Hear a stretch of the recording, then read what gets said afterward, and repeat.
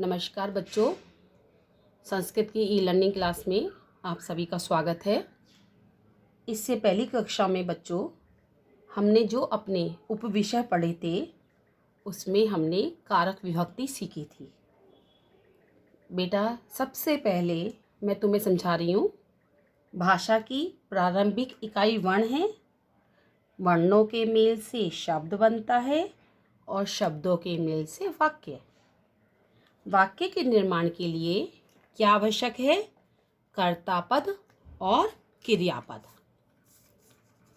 क्या आवश्यक है? कर्ता पद और क्रियापद। आज का हमारा टॉपिक है शब्द रूप। अकारांत पुल्लिंग के प्रत्यय हम सीखेंगे, लेकिन उससे पहले हमें कुछ जानना अत्यंत आवश्यक है। हिंदी में तो हम कर्ता को जब हम क्रिया से जोड़ते हैं तो कारक चिन्ह लगाते हैं, लेकिन संस्कृत में शब्द के साथ ही विभक्तियां जोड़कर कारक के रूप में प्रयुक्त हो जाती हैं। इन्हें ही हम शब्द रूप कहते हैं। देखो बच्चों, अब हम ध्यान से कुछ शब्द सीख रहे हैं। पहले जैसे मैंने लिखा, पहला वाक्य लिखा, छात्रः पठति। इसका अर्थ क्या है? छात्र पढ़ता है।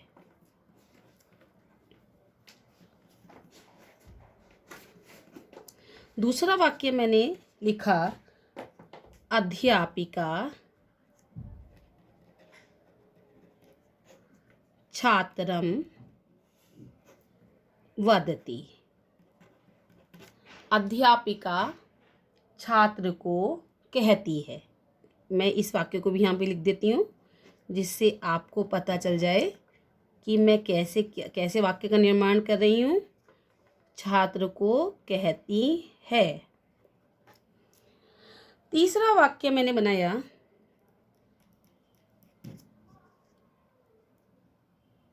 रामस्य माता कौशल्या आसीत। राम की माँ कौशल्या थी। इन वाक्यों से हमने क्या सीखा बच्चों? पहला मैंने लगाया छात्रः, दूसरा छात्रम, तीसरा रामस्य। ठीक है, तो बच्चों इन वाक्य से हमने क्या सीखा कि वाक्य के प्रयोग के अनुसार जो हमारा मूल शब्द है, जैसे छात्र, छात्र, राम, इनमें परिवर्तन आया है, अंतर आया है। कैसे आया है अंतर? देखिए, छात्र पढ़ता है, यहाँ हमने क्या लगाया है? छात्रः पठति। छात्र पढ़ता है। दूसरा छात्रम वदति, अध्यापिका छात्रम वदति, अध्यापिका छात्र को कहती है। तीसरा रामस्य, राम की माँ। तो बच्चों हमारे इस जो मूल शब्द हैं उनमें परिवर्तन आया है। हम हिंदी भाषा में ने, को, के लिए, है ना, का, में, पर आदि चिन्हों का प्रयोग करते हैं। जैसे छात्र पढ़ता है या छात्र ने पढ़ा, छात्र को बोलती हैं या छात्र को बोला गया, यह मेरी किताब है। तो हम जहाँ पर चिन्हों का प्रयोग करते हैं, यह मेरी किताब है, छात्र को बोला गया, इस तरह को, के लिए, का, में, पर आदि हम काय का प्रयोग करते हैं? चिन्हों का प्रयोग करते हैं। इन्हें हम प्रसर्ग भी कहते हैं। तो बच्चों ये प्रसर्ग हिंदी भाषा में शब्द से अलग रहते हैं, लेकिन संस्कृत भाषा में इसी अर्थ को दर्शाने के लिए हम विभिन्न शब्दों का क्या करते हैं? शब्द रूपों का प्रयोग करते हैं। जैसे छात्रः, छात्रम, रामस्य आदि। बच्चों एक उदाहरण के द्वारा मैं आपको अभी समझाती हूँ। जैसे छात्रः, क्या हो गया? एक छात्र। छात्रम एक छात्र ने छात्रम एक छात्र को छात्रेण छात्र के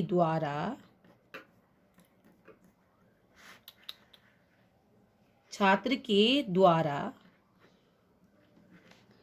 छात्राए छात्र के लिए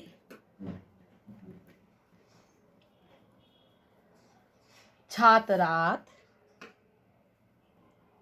छात्र से, ये अलग होने के अर्थ में आता है। छात्र से छात्र का के की आदि छात्रे छात्र में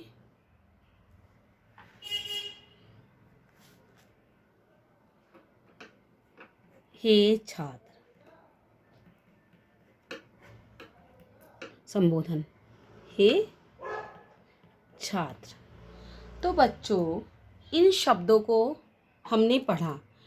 जब हमने संस्कृत में लगाया तो छात्रः लगाया, यानी कि मूल शब्द छात्र है, और मूल शब्द में हमने जब आहा विभक्ति प्रत्यय लगा दिए अपने प्रथमा विभक्ति में, तो हमारा बना एक छात्र ने।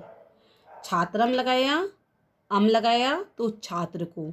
जबकि हम हिंदी में कैसे लिखते हैं, एक छात्र ने ये काम किया, मैंने उस छात्र को बुलाया, उस छात्र के द्वारा यह लिखा गया, छात्र के लिए बच्चों ने तालियां बजाईं, छात्र से पुस्तक मांगी गई, छात्र का कक्षा में अच्छा स्थान आया है, छात्र में हम कह सकते हैं कि छात्र में अध्यापिका को विशेष स्नेह है। हे छात्र, तुम कहाँ जा रहे हो? तो हम हे छात्र, जब भी हम इस तरह से ये तो हमारा क्या है, हिंदी भाषा को पढ़ने के लिए। लेकिन संस्कृत में हम विभक्तियों का प्रयोग करते हैं। विभक्ति का प्रयोग क्यों करते हैं बच्चों?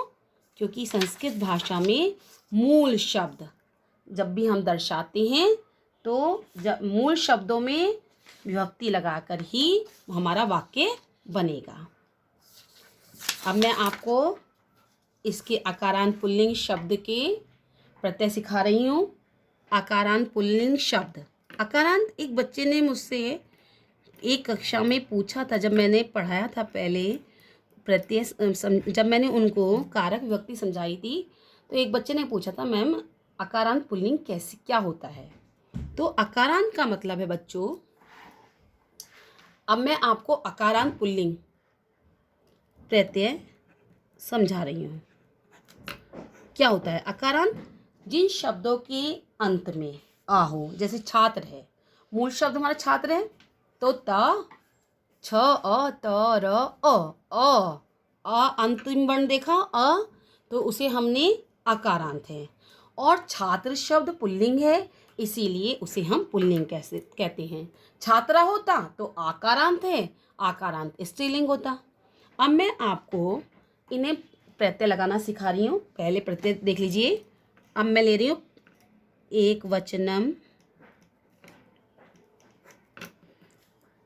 द्विवचनम, बहुवचनम।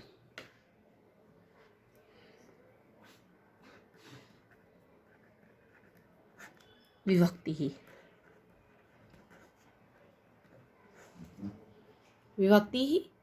आपकी आ गई। यहाँ पे है प्रथमा विभक्ति। इसमें हमारा अकारांत पुल्लिंग में कैसे लगेगा? आहा, औ, आहा।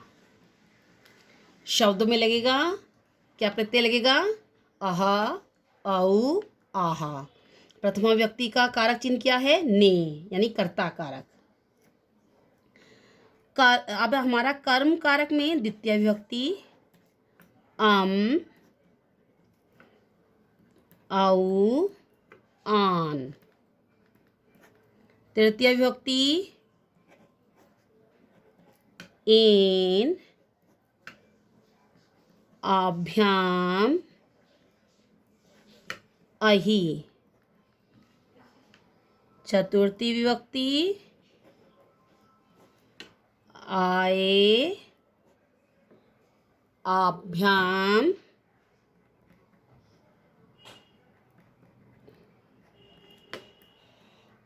एभ्यः। पंचमी विभक्ति आत आभ्याम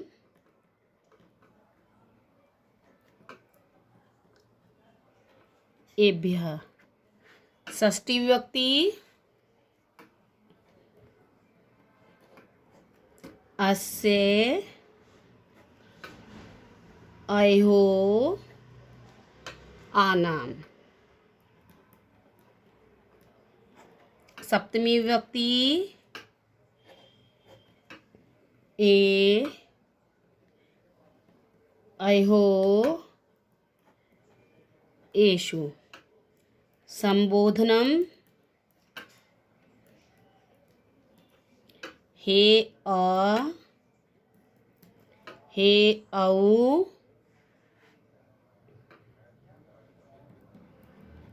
हे आहा। एक बार देख लीजिए बच्चों, अकारांत पुल्लिंग शब्द में कोई भी जिनके अंत में, जिस भी शब्द के अंत में आ वर्ण होगा उसमें हमारा क्या लगेगा, वो हमारा अकारांत पुल्लिंग शब्द कहलाएगा। ठीक है बेटा। प्रथमा विभक्ति जब भी हम विभक्ति में लगाएंगे, एक किसी के लिए भी, एक ने, दो ने, बहुत सारों ने, आहा औ आहा। एक को, दो को, बहुत सारों को। ऐसे ही एक से या के द्वारा, दो से या के द्वारा, बहुत सारों के द्वारा। चतुर्थी विभक्ति जब लगाएंगे, एक के लिए, दो के लिए, बहुत सारों के लिए। अब यहाँ पंचमी विभक्ति अलग होने के अर्थ में होती है, एक से अलग होने के अर्थ में, दो से अलग होने के अर्थ में, बहुत सारों से अलग होने के अर्थ में।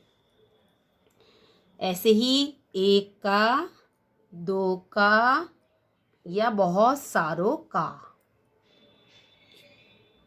एक में, दो में, बहुत सारों में।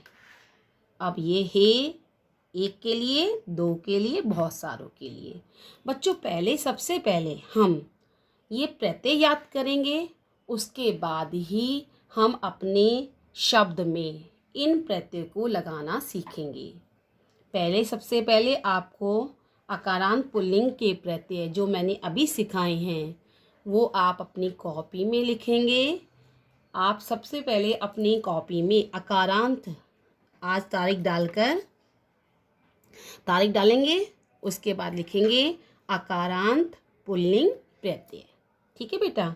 और इन्हें इसी तरह से याद करेंगे, आहा औ आहा, औ आन, इन आभ्याम अहि, आए आभ्याम एभ्यः, आत आभ्याम एभ्यः, अस्य अहो आनाम, ए अहो एषु, हे औ हे आहा। आज सबसे पहले आप इन प्रत्यय को याद करेंगे, उसी से आपका ये जो मैं असाइनमेंट दूंगी हल करेंगे और अपने इन पुल्लिंग प्रत्यय को समझेंगे। ठीक है बेटा, धन्यवाद।